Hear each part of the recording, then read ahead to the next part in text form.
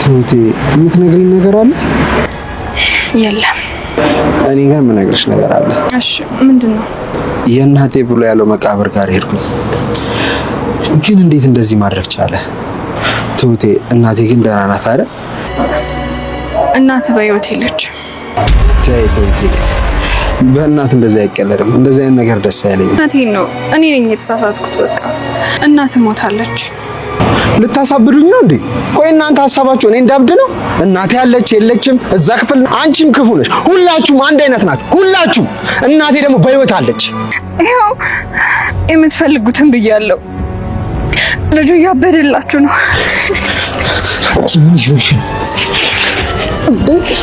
ናቲ ምንድን ነው? የዛን ቤት ቁልፍ አምጪ፣ አምጪ።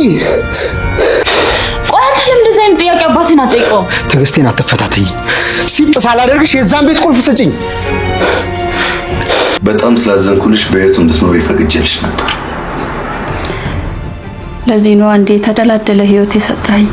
መንደርደሪያውን ተውና የምትለኝም በለኝ። ምን ልልሽ የመጣው መሰለሽ? ከመገልሽ ጥፊ። ወዴት? ወደ ፈለግሽበት። ምን ይዤ? ብር የለኝ፣ ቤት የለኝ። አላውቅም፣ ግን በፊት የሚያውቁ ሰዎች አካባቢ ሄደሽ አለች ቢሉኝ ያለሽበት መጥቼ ነው ማጠፋሽ። ግደል ከሆነ ፍላጎትህ ግደል። ሞትን ደፋርሽ። ደጋግመህ እኮ ገለኸኛል።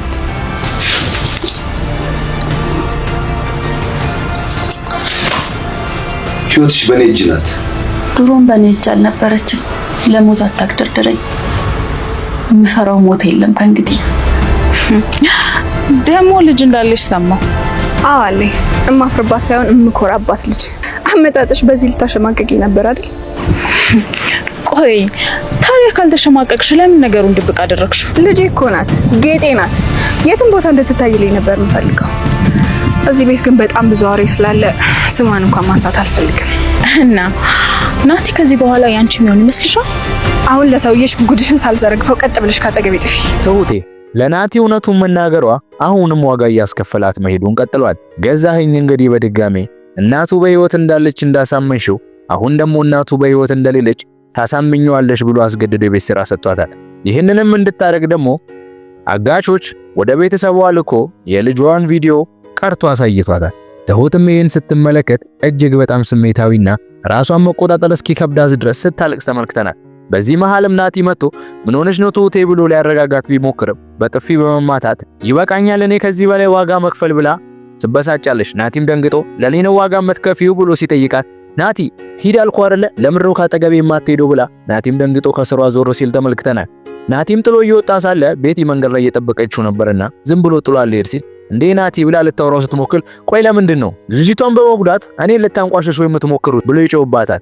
እሷም በትሁት ምክንያት ነው እንደዚህ የተናደደው በማለት በሹፈት እየታያየችው ናቲም ጥሏት ይሄዳል። ቤቲ ወደ ቤት ትመለሳለች። በዚህ መሃልም ገዛኸኝ አንድ ስልክ ሲያወራ እንመለከተዋለን። ወደ መቃብር ቆፋሪዎች ይደውልና ባለፈው ዕለት እንደሰሩለት አይነት ፌቨር እንዲሰሩለት ይጠይቃቸዋል። እነሱም አሁን ላይ ሁኔታው ከባድ እንደሆነ ሲነግሯቸው ለአንድ ቀን ነው የምንፈልገው ዝም ብለህ ፎቶዋን መለጠፍ ብቻ ነው እና ደግሞ ገንዘቡን አፈልገውም ሲል ሰራተኛው እጅግ በጣም ገንዘብ ስለሚወድ እሺ በቃ በማለት ይስማማሉ።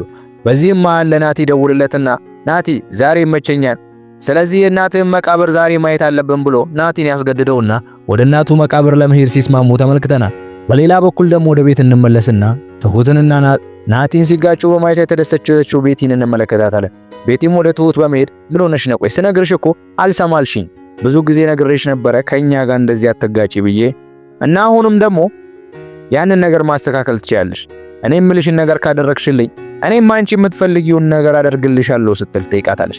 ቆይ ቤቲ ከኔ ምንድነው የምትፈልጊው? እኔ ምን እንዳደርግልሽ ነው የፈለግሽው? ቆይ አንቺ ገንዘብ ብቻ የምትፈልጊ ነበር ይመስለኝ፣ ለካ ሴሰኛም ጭምር ነሽ እያለች ትሁት ትናደድባታለች። ቤቲም አንቺ ዝም በይ፣ እኔ ሴሰኛ አይደለሁም። ህይወት ፊቷን ባዞረችብኝና በወቀደኩኝ ጊዜ ግን ማንም ዞር ብሎ አላየኝም እያለች ትበሳጫለች። ትሁትም እኔን ተይኝ ባክሽ ቤቲ፣ እኔን ተይኝ አታሰቃይኝ እያለች ስትጮህባት አንድ ነገር ትላታለች። ይኸውልሽ ትሁት እኔ ናቲን አፈቅረዋለሁ፣ ስለዚህ ናቲን ተይልኝ ብላ ትጮህባታለች። ትሁትም የሰማችው ነገር እጅግ አስገርሟት ታፈቅሪዋለሽ? ብታፈቅሪውማ እናቱ በህይወት እያለች እናት ሞታለች ብለሽ አትዋሺው። ብታፈቅሪውማ ይሄን ሁሉ በደል በሱ ላይ አታደርሽም ነበር እያለች ታበሳጫታለች። በዚህ የተናደደችው ቤቲም ወዲያውኑ ትሁትን በጥፊ በመማታት ናቲን አፈቅረዋለሁ እያለች ስትጮህባት ትሁትም አታፈቅሪውም በጭራሽ ብታፈቅሪውማ እንዳልኩሽ ያልኩሽን አታደርጊም ነበር። እናንተ አረመኔ ናችሁ።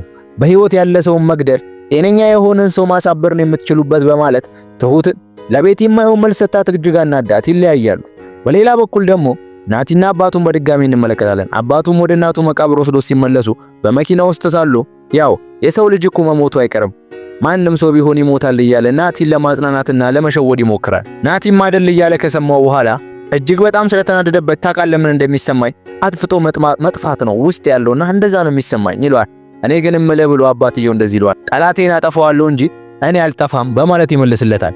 አሁን ትክክለኛ ነገር መከርከኝ፣ ትክክለኛ ጥሩ ምክር መከርከኝ ብሎ ይመልስለታል። አባትየውም ታዲያ ወደ ቤት አንሄድም ሲል ናቲም አይ መሄድበት አለኝ ብሎ ትሁት ነበረች ወደ ቤት መግቢያ ምክንያቱ ትሁት ጋርም ስለተጋጩ አያሌድም ብሎት ከመኪናው ወርዶ ጥሎት ሄደ።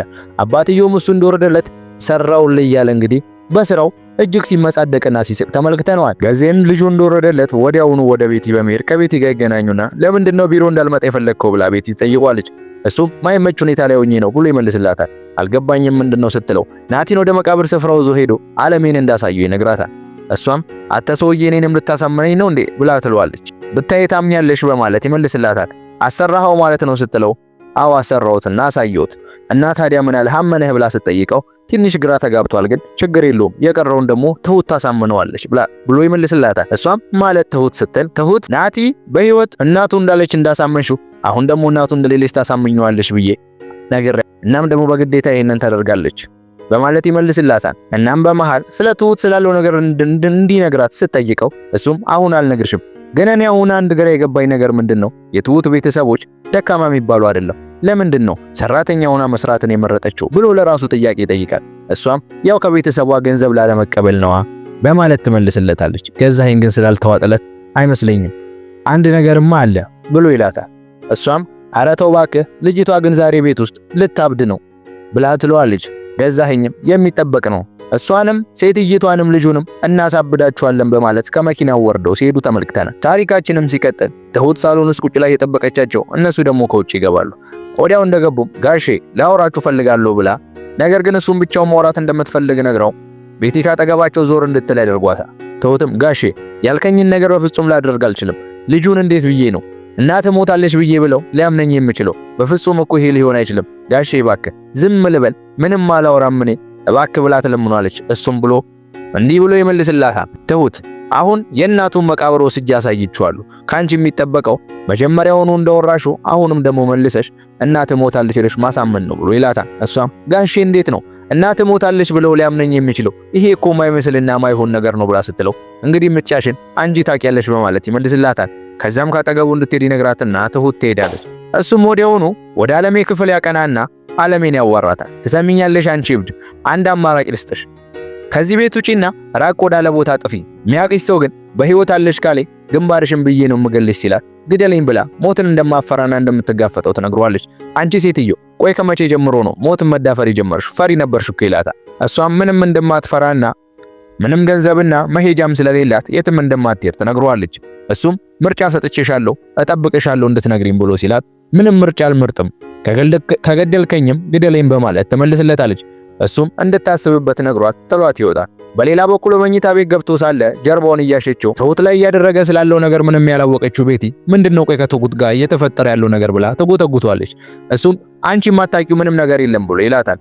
እሷም እጅግ በጣም በጥያቄ ስታስጨንቀው በቃ ትሁት ልጅ አላት ብሎ ይመልስላታል። ቤቲም እጅግ በጣም በመሳቅ አረ ልጅ አላት እያለች ስትደሰት ምንድነው ምን አስደሰተሽ ብሎ ግራ ይጋባባታል። እሷም አይ ልጅ እኮ ደስ ይላል በማለት ልትሸውደው ትሞክራለች። ቆይ የሷ ልጅ መኖር ምንድነው አንቺ እንደዚህ ሊያስደስትሽ የቻለው ብሎ ሲጠይቃት ዝም ብላ ትወጣና ወደ ትሁት ክፍል ታቀናል። ትሁትም እጅግ በጣም ሰልችቷት ስለነበር ወደ እሷ ክፍል ስትገባ ሴትዮ አሁን ደክሞኛል መተኛ ሰዓቴ ነው ውጪልኝ እያለች ብትለምናትም እሷ ግን በነጎር ሸንቆጥ ልታረጋት ወደ ክፍሏ መምጣቷ ሳትናገር የፈለገችውን ነገር መመለስ አልፈለገችምና ታስጨንቃታለች።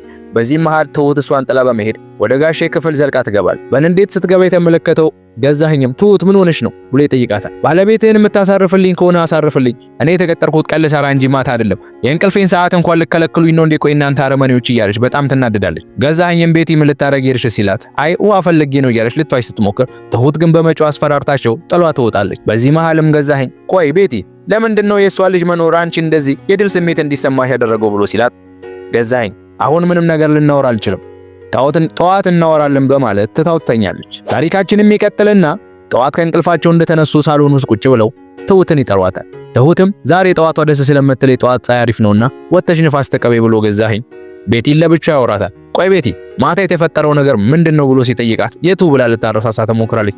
እሱም እንዳላወቀ ለመምሰል አትሞክሪ፣ ከትሁት ጋር የተፈጠረው ነገር ምንድነው? የትሁት ልጅ መኖር አንቺን በዚህ ልክ ለምን አስደሰተሽ ብሎ ይጠይቃታል። እሷም ተጠራጥረኸኝ ነው እሷን አምነሃት ነው እንደዚህ የምትሆነው ብላ ስትለው የተናገረችው በደንብ ስለ ናቲ እንደሆነ ይገባኛል ብሎ ይመልስላታል።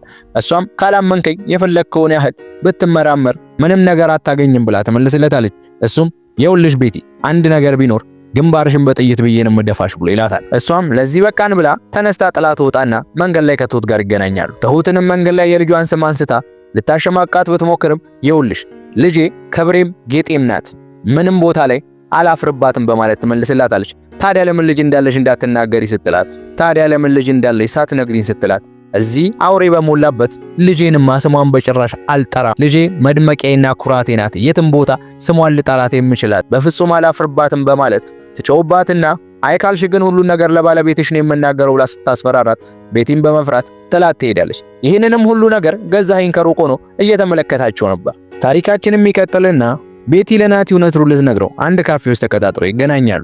ናቲም ወሬዋን ትታ የምትናገረው ነገር እንድትናገር ሲጠይቃት እሷም ትሁት አንድ የደበቀች ትልቅ ሚስጥር አለ ናቲ እውነቴን ነው በማለት ትነግሯለች። እሷም ታዲያ ምንድነው ንገሪኝ ብሎ ሲጠይቃት እሷም እሱንማ ትሁትን ጠይቃት ብላ ትሏለች። እሷን ጠይቃትና እኔ እነግርሃለሁ ብላ ትመልስለታለች። ናቲም እንዲህ ብሎ ይመልስላታል። ቆይ እናንተ ሰዎች ልጅቷን ልታሳብዷት ነው እንዴ በማለት ይመልስላታል። በዛ ላይ ደግሞ አስቀድማ ስለ እናቱ አንዳንድ ነገር ብሏት ነበር። ድራማ እንደሰሩበትና እያሾፉበት እንደሆነ ተናግሮ ስለነበር ግራ አጋብቷታል። እንዳላመናቸው ሁሉ ነገር በደንብ ግልጽ ሆኖ ታይቷታል። ይህንንም ስትለው እንግዲህ ትሁትን ለማናገር ተነስቶ ጥሏት ይወጣል። በዚህ መሃልም ገዛኸኝ ትሁትን አንዳንድ ዕቃዎች እንድትገዛ ወረቀት ሰጥቷት ከቤት ልኳት ነበር።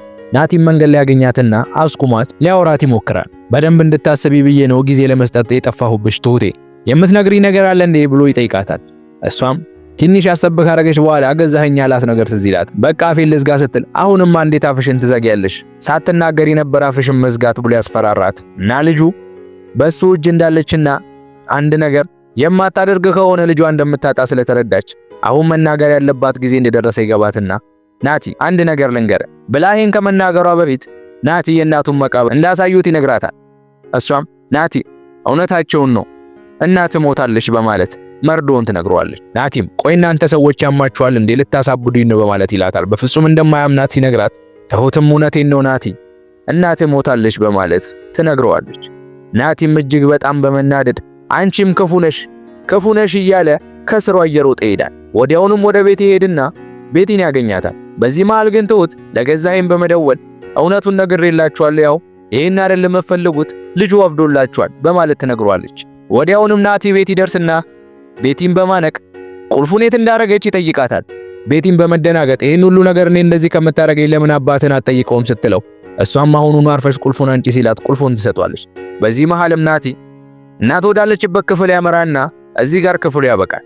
ውድ ቻናላችን ቤተሰቦች ናቲ ቤቱን ከፍቶ ሲገባ የሚያገኛት ይመስላችኋል እናትየውን? ገዛኸኝ አስቀድሞ ሴትየቷን አርቆ ለመጣል ስላሰበ እኔ ግን ከቤት አስወጥቶ ሌላ ቦታ የወሰዳት ይመስለኛል። ምክንያቱም ናቲ ቤት ከመድረሱ በፊት ትሁት ስልክ ደውላ ስለነበር በዚህ ሰዓት ላይ ናቲ በፍጹም እናቱን የሚያገኛት አይመስለኝም። የእናንተን ሐሳብ አስተያየት ግን ኮሜንት ላይ አስቀምጡልን። መልካም ቆይታ፣ መልካም ጊዜ ይሁንላችሁ።